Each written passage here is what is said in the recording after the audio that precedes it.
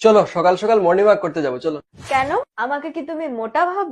না না, এক্সারসাইজ করলে শরীরটা তো ভালো থাকবে তোমার। ও, তার মানে তুমি বলতে চাইছো আমার শরীর সবসময় খারাপ থাকে। তুমি যখন যেতে চাইছো না, থাক তাহলে, ইটস ওকে। কুড়ে বললে আমাকে? আমি যেতে চাইছি না মানে আমি কুড়ে? ধর, তুমি বুঝতেই পারছো না আমি কি বলছি। ব্যাস, অমনি আমি অবুঝ। হ্যাঁ, আমি তা বলিনি। আমি এখন মিথ্যেবাদী। এই সকাল সকাল ঝামেলা করছো কেন বলো তো? ঝগড়ুটে আমি? হ্যাঁ, তুমি ঝগড়ুটে?